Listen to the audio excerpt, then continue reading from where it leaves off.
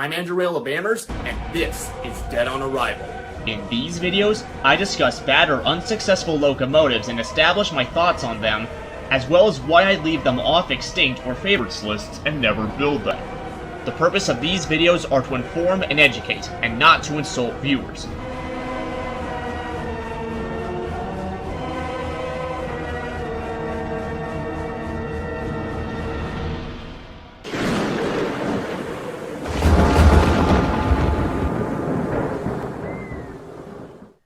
I'm better to do and read some comments. Oh, right.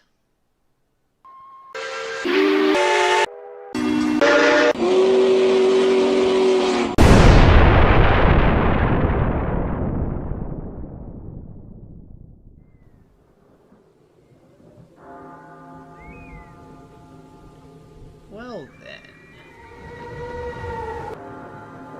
When I made my top 10 extinct British steam locomotives, I knew that I could potentially get several comments about not including the LB&SCR E2s if I didn't explain why, or mention why.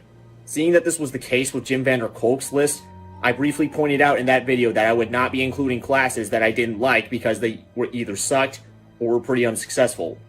And among the three examples were the E2s, shown. So I know what you're thinking. Thomas the Tank Engine is based off the E2s.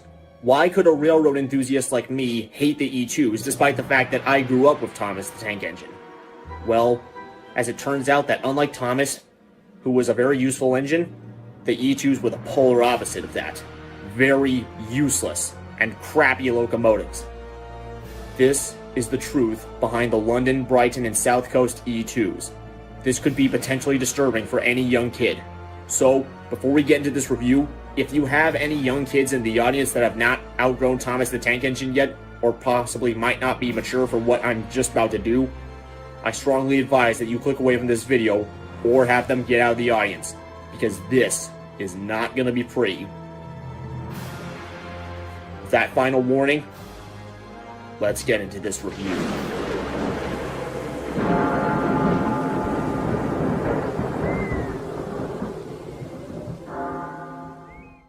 By 1910, the London, Brighton, and South Coast Railway needed a new class of 060 tank engines to replace their aging E1s built from 1874 to 1891. The current CME, Douglas Earl Marsh, attempted to rebuild them into a larger variant known as the E1X, but only one of them were rebuilt by the time he retired due to his declining health. Lawson Billington succeeded him as CME for the railway, and he decided to combat the E1's aging problems by building a brand new series of more modern 060s instead. The resulting locomotive was the E2, of which initially 5 were built in 1913, followed by 5 more with slightly larger water tanks from 1915 to 1916, totaling the number of E2s to 10, numbered 100 to 109. The design included several features found on other LB&SCR locomotives, including an I2 boiler. The E2s were intended to be used for heavier shunting and short-distance freight trains in the London area on the south coast, but their coal bunkers were not big enough to carry enough coal for the entire journey. But not only were the bunkers too small, the E2s were found to be extremely inefficient with using water, and they consumed more of it at any rate of time than the average 060T. Or in other words, they were really, really heavy going on water. Or in other words, really, really thirsty. And knowing how dangerous it is for a steam locomotive to run out of water, it certainly does not help. In fact, the 5 later E2s had larger tanks because of this issue. The E2s were also slow and underpowered for an 060 tank engine of their size. Only 21,307 pounds for a 10-meter long locomotive. This is crap! Even smaller 060s with a smaller tractive effort of like 16,000 to 19,000 could shame that. Oh, and the brakes were also horrible too. In fact, this became the inspiration for Thomas and the Trucks, which, in case you possibly don't remember, is the story where he gets pushed down Gordon's Hill by a bunch of trucks because he's not used to them. That's why. In 1914, a pair of E2s were tried out on passenger trains and sometimes with the locomotives in the middle of a rake of 6 coaches, but they were horrible at it because they lacked the fuel efficiency and capacity to run on the frickin' route, and at anywhere above walking pace, the locomotive oscillated, which made for a rough ride for the passengers and crew, a similar issue that plagued the SDP-40Fs 6 decades later. Do I even have to make fun of this? So, judging by these issues, you would not expect the E2s to last long, right? Well, wrong, because the E2s ended up lasting into the days of the LB&SCR's successor, the Southern Railway. How is that possible? This was likely because of the havoc of World War I that delayed the E2's fate, because at that point, it was more condition over quality. In other words, it didn't really matter to the British if the locomotives were absolutely horrible locomotives, just as long as they were operable or functional. I mean, they were good with that. Not to mention that the LB&SCR did judge them to be successful, apart from the water and brake issues, so how could they last much longer? In the days of the Southern Railway, the E2s had 2,000 added to their road numbers and were used to replace locomotives that were unsuitable for specific jobs or more outdated than them, thus helping the E2s last a bit longer. After the Brighton line was electrified in 1936, the E2s were used at Herne Hill Marshalling Yard around Victoria Station as replacements for the former London Chapman-Dover Railway's E-Class built from 1879 to 1893.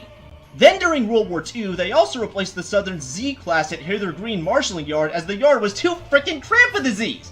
At this point, time travelers can ask, how are they not dead yet?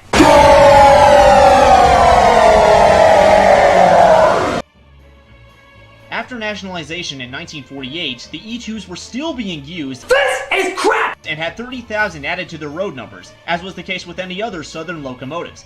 Granted, BR keeping these crappy tank engines in service is nowhere near as bad as the case with Montreal, Maine and Atlantic 5017, the faulty, poorly maintained unit involved in the Lac-Mégantic disaster. In the mid-1950s, the E2s did find decent work in dockyards, but their oversized wheelbase for an 060 16 feet made them unable to traverse some of the tight turns you'd find in dockyards, including those they ended up in. And they were also outclassed and shamed by the US Army S-100s imported to the UK during World War II, as the S-100s were, first of all, easier to maintain, had more cab space, and a shorter wheelbase of only 10 feet, so they could traverse tighter turns in these docks that the E2s Freaking correct! Therefore, the S-100s could traverse the entire dockyard, and thus putting the E2s to frickin' Shame!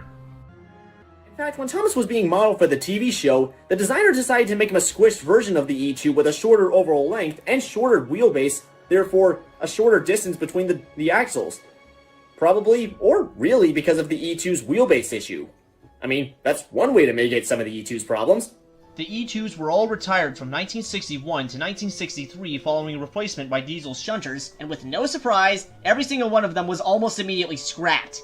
The only reason anybody likes these things is because Thomas the Tank Engine is based on the E2s. This is stupid! This is stupid! This is the exact same thing as the DeLorean from the Back to the Future movies. A crap machine idolized by popular culture. The difference that Back to the Future wasn't aimed at motorists, while Thomas was aimed at railway enthusiasm, and thus an embarrassment, mainly because his real-life counterpart was, well, crap. Oh, and it was aimed at toddlers. That too. And to make it worse, the E2s have become the basis of Thomas back in 1945, by Reginald Payne in Wilbur Awdry's Railway series or First Thomas books.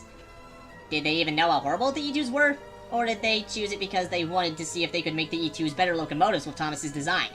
Because if you think about it, even though they probably didn't or did know that Thomas would become a pop culture icon nearly 4 decades later, you should use a machine that was a good quality one for the basis of what could become a childhood or pop culture icon in the future. Because a bad quality one wouldn't work out that well for a really useful engine. The American equivalent of basing Thomas off of the E2s is literally modeling the Polar Express off of the ATSF-2 1010-2s, Pennsylvania S1Q1 or S2, triplexes, or Fontaine to name a few, because they all sucked. If no kid would want this iconic Christmas train to be modeled after an awful locomotive, then they wouldn't want Thomas to be modeled after a bad locomotive class like the E2s, Leader, or A2/2. Think about it. So to summarize the E2s, their flaws and disadvantages, including those over the S100s, were the result of them being too big for their own good, too big for an 060 that the wheelbase is too long, they consume too much water, their 6 wheels can't produce enough power for the locomotive size, and they're useless on passenger trains because they rode roughly and barely had enough fuel. At this point you could ask, why not rebuild them into 2A2Ts with a longer bunker, 2 larger outside cylinders instead of inside ones, and frames with a shorter distance between each axle? That's what I did for this Photoshop. That's a more acceptable wheelbase and wheel arrangement for this size, and surely that's going to generate enough tractive effort now. What else can I say to get your thoughts on the E2s turn in the direction of this video and others describe them as? Thomas should not have been based on this class in the first place.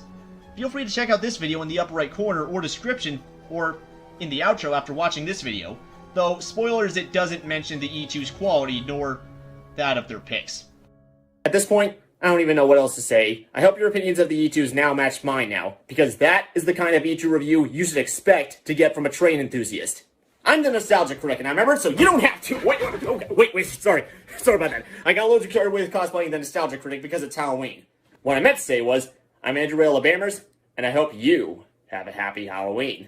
Thanks for watching.